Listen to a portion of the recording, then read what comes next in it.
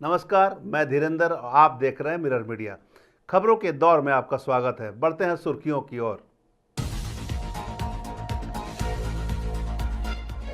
विधायक श्वेता सिंह के pan card मामले को लेकर गरमाई सियासत, भाजपा ने राज्यपाल को सौंपा ज्ञापन।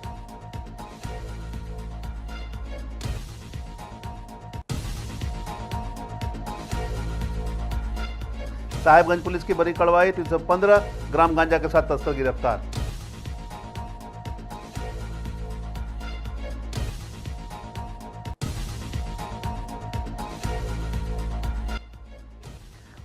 देवघर में श्रावणी मेले की तैयारियां शुरू, उपायुक्त ने रूट लाइन और टेंट सिटी का किया निरीक्षण।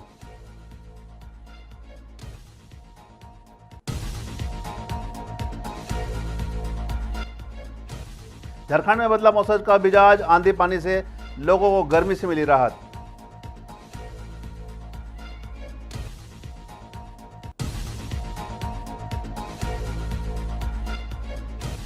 हजारीबाग में शुरू हुई आयुष्मान भारत योजना, अस्पतालों को बकाया भुगतान जल्द करने का आश्वासन।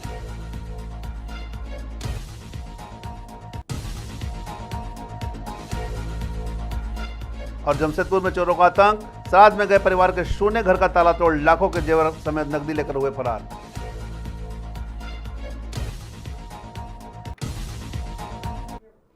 कांग्रेस विधायक श्वेता सिंह के नाम पैन कार्ड के मामले में एक बार फिर झारखंड में सियासत तेज हो गई है। दोनों पैन कार्ड में पिता के नाम अलग अलग दर्ज हैं। एक पैन कार्ड रामगढ़ का, जिसमें पिता का नाम संग्राम सिंह, और दूसरा गुरुग्राम का है, जिसमें पिता का नाम दिनेश कुमार सिंह लिखा हुआ है। भाजपा ने इस मामले को गंभीर बताते हुए राज्यपाल को ज्ञापन सौंपा है। भाजपा विधायक सीपी सिंह ने कहा कि चुनाव आयोग को दिया गया हल्फनामा सही नहीं है, क्योंकि एक व्यक्ति के 2 पैन कार्ड कैसे हो सकते हैं। ऐसे में चुनाव आयोग को कड़ी कार्रवाई करनी चाहिए। वहीं पूर्व विधायक बिरंची नारायण ने भी कहा कि आयकर कानून के अनुसार पैन कार्ड में पति का नाम नहीं होता, बल्कि पिता का नाम ही दर्ज होता है। इस मामले से कई सवाल उठ रहे हैं।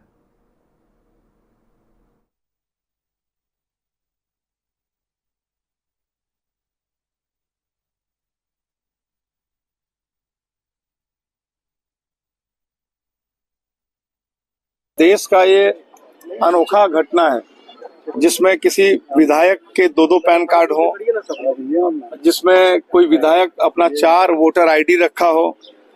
तो ये देश का अभूतपूर्व घटना होगा। मुझे नहीं लगता कि देश में दूसरे कोई जनप्रतिनिधि, कोई विधायक का 2 पैन कार्ड होगा। पैन कार्ड में भी एक पैन कार्ड में पिताजी का नाम है, दूसरे में उनके पति का नाम है। तो किन परिस्थितियों में उन्होंने पैन कार्ड 2 रखा है वो बताएंगे। किन परिस्थितियों में 4 आईडी रखा वो बताएंगी। सबसे आपत्तिजनक ये है कि उन्होंने हलफनामा दिया, जो एफिडेविट दिया, उसमें भी छिपाने का काम किया शपथ पत्र में, जिसमें उन्होंने बीएसएल के एचएसएल पुल के क्वार्टर लिए थे और उस क्वार्टर में एनओसी उनको जमा करना चाहिए था। एनओसी जमा नहीं किया, तथ्य को छुपाया, और तथ्य को छुपाने के बाद वो एक गंभीर अपराध है। और मैंने जिला निर्वाचन पदाधिकारी को भी कल पत्र दिया, पिछले दिनों पत्र दिया, और आज महामहिम राज्यपाल से मिलकर मैंने न्याय की गुहार लगाई है। यह घोर आपत्तिजनक ही नहीं, बल्कि चुनाव आचार संहिता का घोर उल्लंघन है। और इसीलिए हम लोगों ने महामहिम को दिया है और कहा है कि जो विधि सम्मत कार्रवाई क्या हो सकती है, आप इस पर विचार करें और तदनुरूप आप इसकी जांच कराने के लिए दें और कार्रवाई करें, ताकि भारतीय लोकतांत्रिक इतिहास में इस तरह की जब गड़बड़ी होगी तो स्वाभाविक रूप से कहीं न कहीं लोकतंत्र पर खतरा उत्पन्न होगा। साहेबगंज पुलिस को नशे के खिलाफ अभियान में एक और बड़ी सफलता मिली है। जिले में एक बार फिर अवैध गांजा कारोबारियों पर शिकंजा कसते हुए पुलिस ने एक तस्कर को रंगे हाथ दबोचा है। गुप्त सूचना के आधार पर साहेबगंज पुलिस ने राधानगर थाना क्षेत्र के मनिहारी टोला निवासी श्रवण मंडल को अवैध गांजा बिक्री के आरोप में गिरफ्तार किया है। इस कार्रवाई की जानकारी देते हुए एसडीपीओ राजमहल विमलेश कुमार त्रिपाठी ने बताया कि पुलिस अधीक्षक अमित कुमार सिंह को गुप्त सूचना मिली थी कि आरोपी अपने घर से गांजा की तस्करी कर रहा है, जिसकी पुष्टि होते ही एसपी के निर्देश पर एक विशेष टीम का गठन किया गया और छापामारी कर आरोपी को रंगे हाथों धर दबोचा गया। पुलिस ने उसके कब्जे से 315 ग्राम गांजा भी बरामद किया है। फिलहाल आरोपी से पूछताछ जारी है और उसके नेटवर्क से जुड़े अन्य लोगों की तलाश भी जारी है।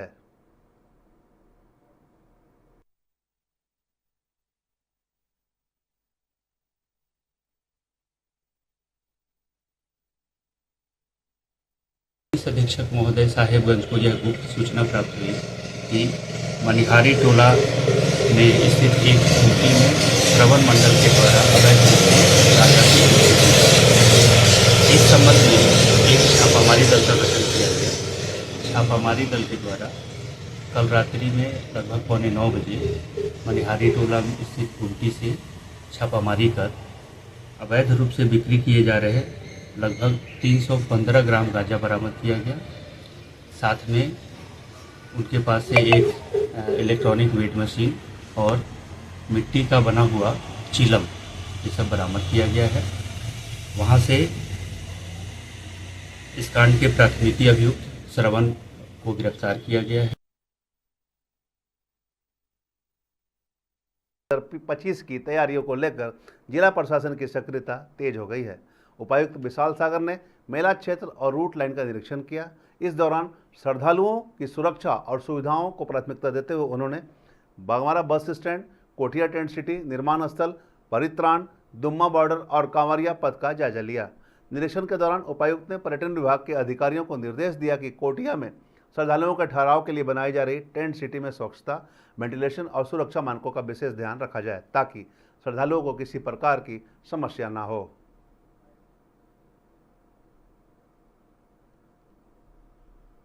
कुछ दिन पूर्व में माननीय मंत्री महोदय के द्वारा भी श्रावणी मेला की तैयारियों की समीक्षा बैठक रखी गई थी और उसमें भी कई सारे दिशा निर्देश मिले थे।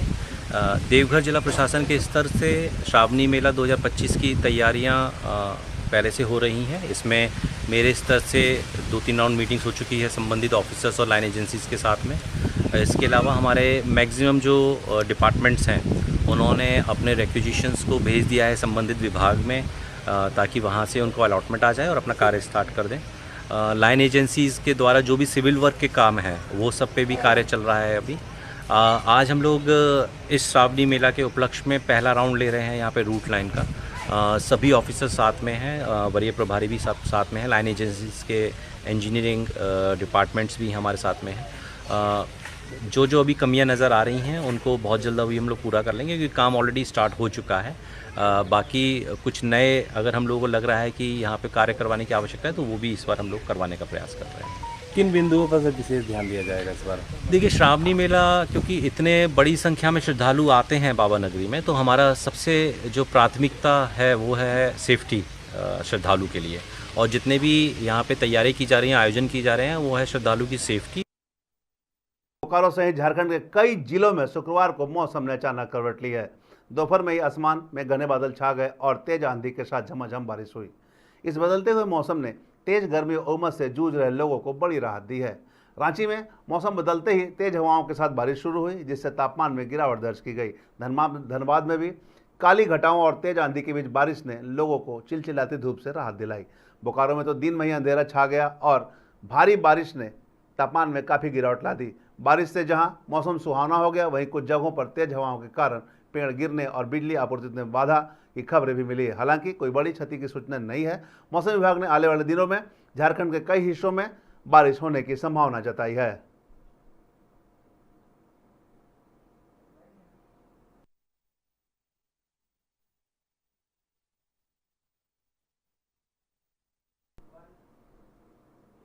हजारीबाग में आयुष्मान भारत योजना बंद होने की खबर मिरर मीडिया ने प्रमुखता से दिखाई थी। इस खबर का असर सिर्फ 24 घंटे में देखने को मिला। Civil surgeon doctor SP Singh ने जानकारी दी कि योजना अब सभी अस्पतालों में फिर से शुरू कर दी गई है।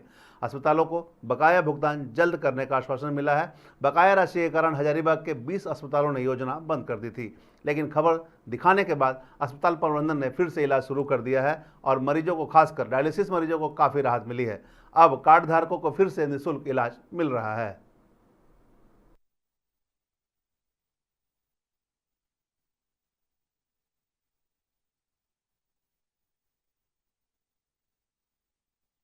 आयुष्मान पहले इलाज हो रहा था डायलिसिस, तो आसमान बंद हो गया। आसमान बंद होने के कारण हम लोग को बहुत परेशानी होना पड़ा, और पैसा से करवाएं ऐसा नहीं होना चाहिए। और हम लोग गरीब आदमी है, कहाँ पाएंगे पैसा? इसलिए दवा का और इंजेक्शन का, डॉक्टर का, ब्लड का पैसा लगता है, हम लोग नहीं दे पाएंगे। जो आसमान का जो है वो हम लोग को मिलना चाहिए। नर्सिंग होम का अपना एक ये है कि हमारा पैसा नहीं मिल रहा है, इसलिए हम नहीं कर रहे हैं।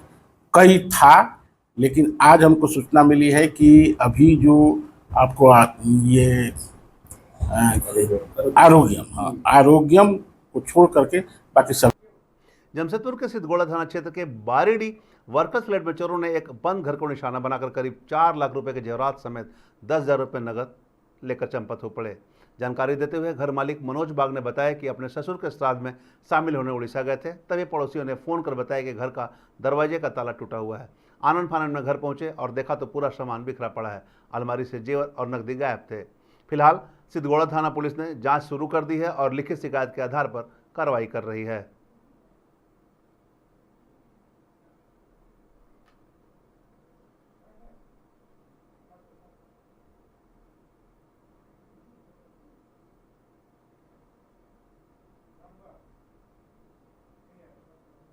चोरी हो गया सर। हम 2 तारीख को गांव गए थे, मैं ससुर डेट कर गया था, उस सिलसिले में हम गए थे और 14-15 दिन तक रहे। आज शाम को मैं रिटर्न आया हूँ, तो पता चला कि मेरे पड़ोसी से कि मेरे घर में चोरी हो गया था। कब गए थे घर से? 2 तारीख को 10 बजे। कितना का चोरी हो गया आपको लगा? हो गया 2-3 लाख रुपये कम से कम। 10,000 रुपये कैश था, सोना था। हम 2 तारीख को गांव गए, मेरे पापा डेट कर गए जो, और मेरे को 14 तारीख को सूचना मिला कि मेरे घर में चोरी हो गया है।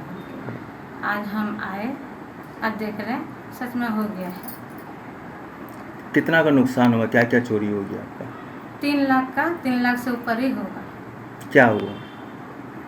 सोना चांदी, पैसा कैश 10,000 था, बस सब कुछ ले गया है, ख़त्म कर दिया।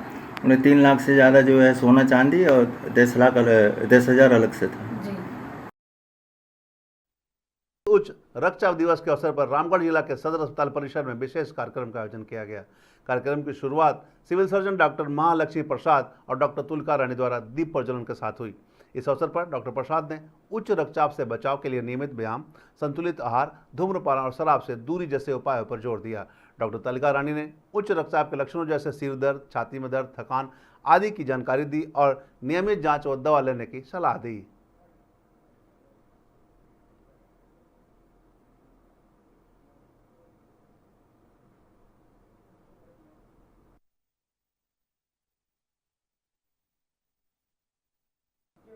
कॉमर्शियल टैक्सेस बार एसोसिएशन की आम सभा में वर्ष 2025 से 27 के लिए नई कमेटी को सर्वसम्मति से गठन किया गया।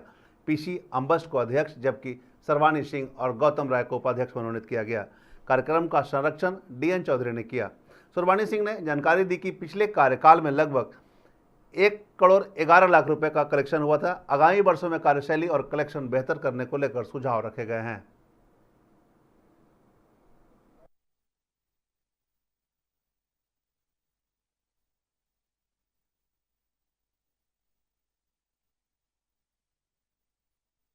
तारीख 17 मई शनिवार हमारे कमर्शियल बार टैक्सेशन बार एसोसिएशन का 23-25 का आम सभा था, जिसमें 25-27 की समिति का पुनर्गठन हुआ।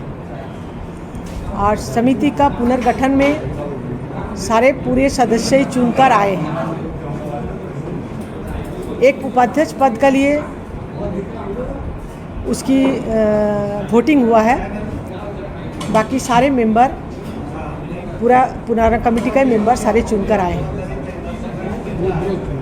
इसमें हमारे अध्यक्ष है पीसी अम्बस्त जी,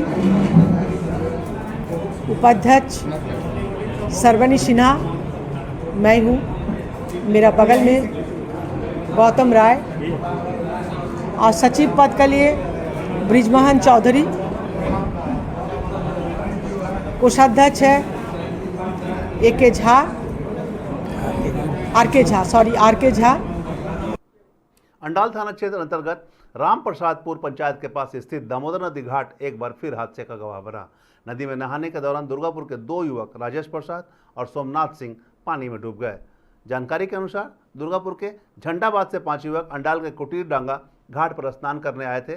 दोपहर करीब 1 बजे राजेश और सोमनाथ गहरे पानी में चले गए और डूबने लगे। उनके अन्य दोस्तों ने शोर मचाया, जिसके बाद स्थानीय लोग और पुलिस मौके पर पहुंची। पुलिस और बचाव दल ने तुरंत रेस्क्यू ऑपरेशन शुरू किया। पहले सोमनाथ सिंह फिर राजेश प्रसाद को बाहर निकाला गया और दोनों को महाकुमा अस्पताल ले जाया गया, लेकिन अस्पताल पहुंचने पर डॉक्टरों ने राजेश प्रसाद को मृत घोषित कर दिया। मृतक दोनों युवक दुर्गापुर के निवासी थे। पिछले सप्ताह भी एक और युवक मोहम्मद अंसार इसी घाट पर डूब गया था। लगातार हो रही घटनाओं से स्थानीय लोग डरे और चिंतित हैं। वे घाट पर सुरक्षा इंतजाम की मांग कर रहे हैं।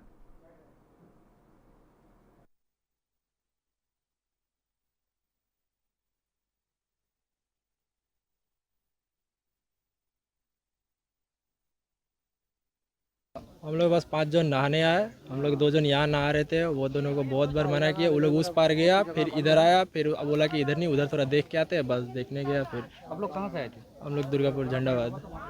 कितना आदमी आए थे? 5। तो जो अभी नदी में ये किया डूबा हुआ है, वो क्या नाम है? एक का नाम है सोमनाथ सिंह, एक का नाम है राजेश प्रसाद। उन लोग का घर कहाँ है? सब झंडाबाद।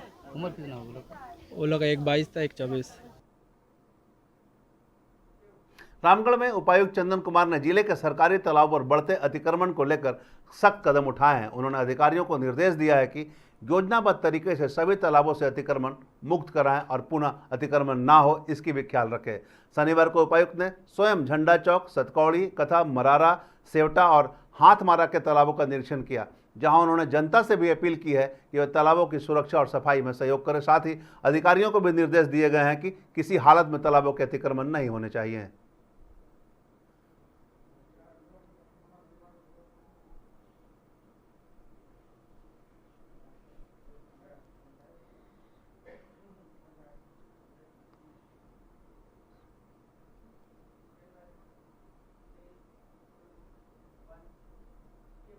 शनिवार को दुर्गापुर के सृजनी रंगमंच में आयोजित पंचायत पारदर्शिता की समीक्षा बैठक में राज्य पंचायत एवं ग्रामीण विकास विभाग के सचिव पी उलगनाथन ने पंचायत प्रतिनिधियों को कड़ी फटकार लगाई। पूर्वी वर्धमान, पश्चिमी वर्धमान और बांकुड़ा जिले के पंचायत प्रतिनिधियों की उपस्थिति में सचिव ने कई परियोजनाओं की वास्तविक स्थिति उजागर करते हुए पारदर्शिता पर सवाल उठाए। सचिव ने कहा कि सिर्फ आपसी लड़ाई से इलाका साफ नहीं होता, जमीनी काम भी दिखाना चाहिए। उन्होंने पंचायतों द्वारा दिखाए गए रिपोर्टों और मौकों की तस्वीरों में भारी अंतर बताते हुए कहा कि आप जो कह रहे हैं वो वास्तविकता से मेल नहीं खाता। उन्होंने पंचायतों पर केवल भवन निर्माण की निविदा निकालने और उसके बाद कार्य नहीं करने का आरोप भी लगाया। सचिव ने एक के बाद एक पंचायत परियोजनाओं की तस्वीरें दिखाकर प्रधानों को भी चौंका दिया। बैठक में राज्य के पंचायत ग्रामीण विकास एवं सहकारिता मंत्री प्रदीप मजूमदार भी मौजूद रहे। उन्होंने पंचायतों से अपील की है कि वे योजनाओं को केवल कागजातों तक सीमित न रखें, बल्कि जमीनी स्तर पर पारदर्शिता और जवाबदेही भी सुनिश्चित करें।